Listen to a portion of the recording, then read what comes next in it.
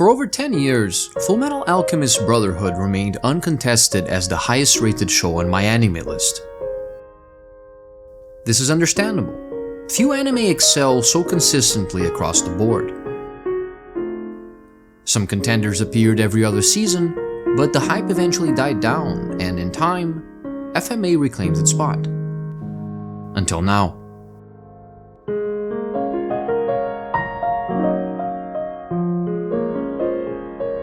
A year or so ago, I bought a fantasy manga from a store. I don't know what I expected, but I know that I did not expect much. Not only was I taken completely by surprise, but I fell in love with it. And when I heard Fullmetal Alchemist was dethroned, I had a feeling that Frieren had taken the spot. And trust me, it's here to stay.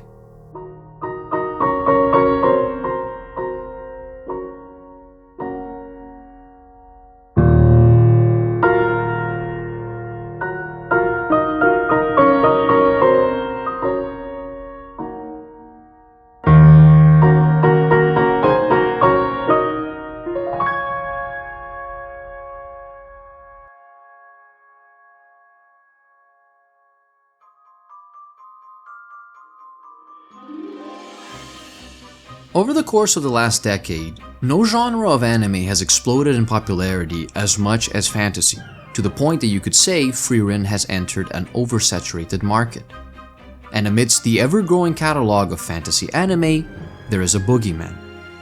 A subgenre whose growth clearly stands head and shoulders above the rest. Isekai, or another world, hinges on the idea of a character, usually from our own world and era, being taken to a different realm. This is not a new idea in fantasy. There are many examples of such journeys in Western media, and fantasy anime has been foraying into this genre since the 90s, with titles such as The Vision of Escaflowne or Inuyasha. The protagonists of these stories were often children or teenagers, living through a fantastical journey meant to evoke amazement and wonder in the viewers, while also signifying growth and change for the characters. Very often, the journey into another world is the last that they will ever make, as growing up means leaving the lands of fantasy behind and returning to the real world. But over the course of the last few years, the nature of the genre has changed. For starters, the characters being taken to another world are often adults now. Disillusioned Japanese salarymen, bullied shut-ins, or otherwise ostracized people who feel like they missed their chance at life. Unlike the isekai of the past, this is almost always a one-way trip, a second life following a premature death. The worlds of fantasy that these characters go to have also begun to all look suspiciously similar, with classic Dungeons & Dragons fantasy tropes such as elves, dwarves, and demons. But then there is Frieren, which also has a relatively traditional take on fantasy and yet now stands as one of the highest rated anime of all time. How did it not get lost in the crowd? What makes it stand apart? In a way, I think it has isekai to thank for its success. So the thing about isekai protagonists is that they usually have it suspiciously easy. Regardless of whether they maintain their body, are reborn, or transformed into another race, these characters are often unreasonably favored by their new world, or wild and unrestrained wish fulfillment. I need more power. There are exceptions which try to compensate for the failings of the formula by making the world more interesting, or that attempt to subvert it by turning protagonists into actual characters. Despite this, the idea is so systematically misused that it has obfuscated the potential of this approach to storytelling, not to mention that it cheapens the quality of its fantasy. Failure is disheartening, loneliness is difficult, but they do not justify the hopelessness, lack of accountability, and self-pity that have seemingly become typical of isekai protagonists, who often act like they are owed a second chance. This despite the fact that their previous life is abandoned like a ruptured cocoon once they are reincarnated into a better, idealized version of themselves. This is not necessarily bad, but it feels like a rather empty triumph. Success has no worth if it is achieved without acknowledging and learning from one's past failings. A lot of isekai seem to avoid the idea that misery is the result of a culmination of bad decisions in someone's life, and that they should take steps to mend this. Instead, the reasoning is that it's not their fault and that they have simply been born into the wrong world, and therefore need a new one where they can be better. So why compare isekai to traditional fantasy?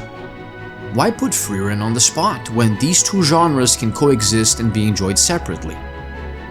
Well, I believe that it's an interesting comparison because Frieren's message is the exact opposite. It's a breath of fresh air to these settings, a reminder that high fantasy is not dead, but simply misused. More than anything, it is a manifest against the morally dubious and self-indulgent values that most isekai seem to put forward. And I will explain why I think this.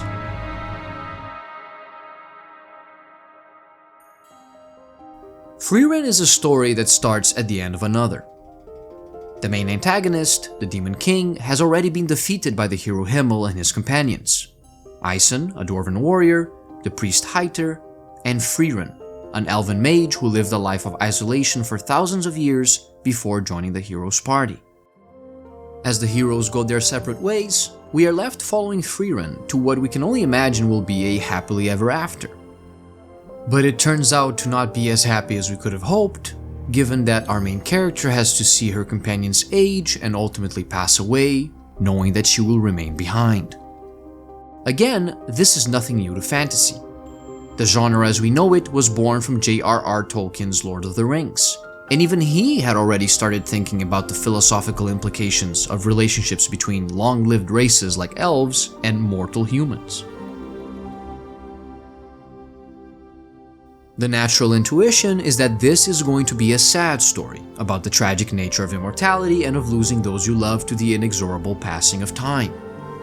But this is where Frieren is different as a story.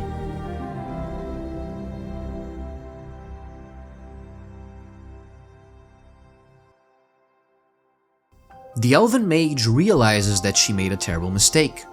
Had she tried harder to keep in touch, had she visited more, she would have gotten to know Himmel better. But she didn't, and there is no magic in the world that can give her back the time she wasted. So what does she do? She vanishes for another 20 years, falling back into the same old habits she had before she went on the journey. But she is not the same as she was before. The journey changed her.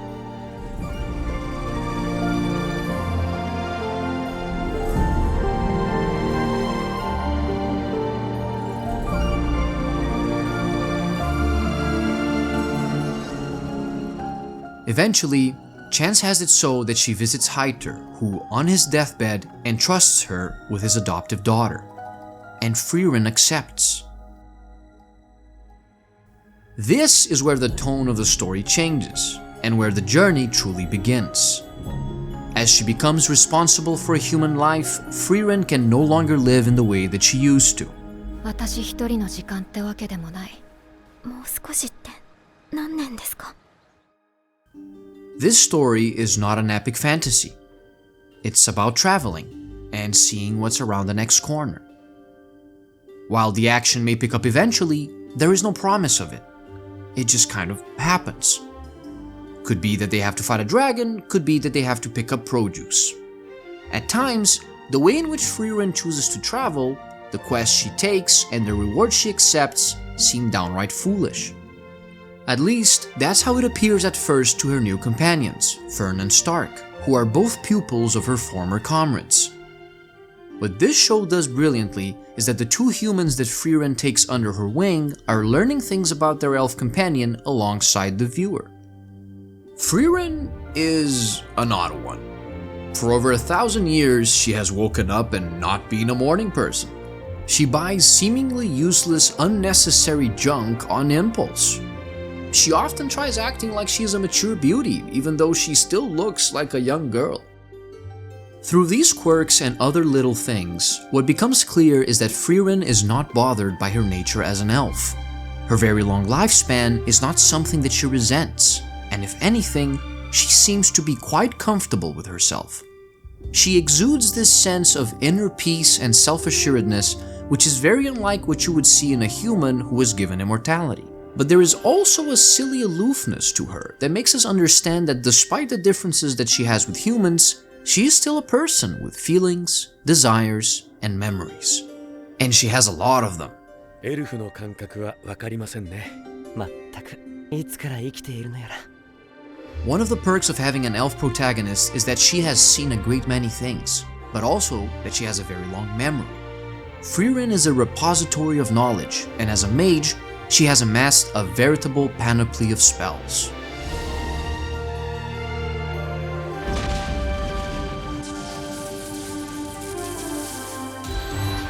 But most of them are extremely specific. A spell that makes ice shavings without syrup. A spell that removes rust from statues. A spell that turns sweet grapes sour. You get the gist. Okay, so the premise of the show is that Frieren drags Fern and Stark along in these adventures to get wacky grimoires. On the surface, it may seem like a simple, fun, slice-of-life adventure. But there is more to it. Village to village, fight by fight, season after season, we see as they learn to understand each other more. Through every experience, the many themes of the show become intertwined with every narrative decision, and every character that is encountered has a little something to add to their meaning. Characters like Graf Granat, Old Man Vol, and even demons like Qual all help continue reflections that were started in previous episodes, and set up new ideas that will continue to be expanded on organically as the show continues.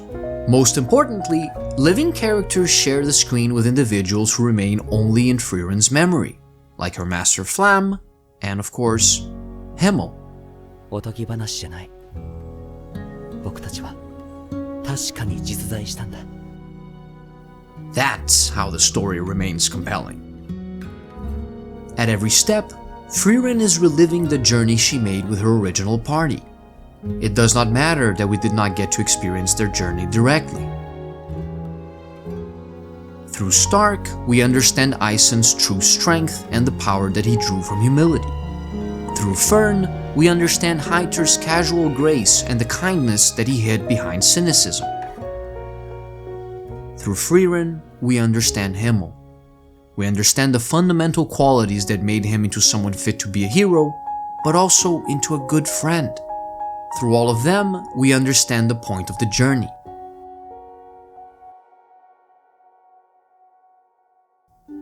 Here is a being that is literally thousands of years old, who has seen entire civilizations collapse into dust and killed some of the most powerful demons in existence. And yet all it takes is spending 10 years in the company of good friends for her to become willing to change. It doesn't happen overnight. Change is a slow process. Frieren had to lose before she learned the value of having. Rather, by losing it, she finally started thinking about what she had. It's fine to be afraid. That's how you become brave. It's fine to enjoy the things that you enjoy. That's how you become your own person. It's fine to make mistakes. That's how we learn. And you can make a mistake alone, but it's always better to make mistakes together. It seems that it was always short-lived mortals who left a mark on Frieren, even if from her perspective they were only together for a short time. And we understand why these mortals stuck around with her despite knowing that she would outlive them. They simply liked her and wanted to be remembered by her.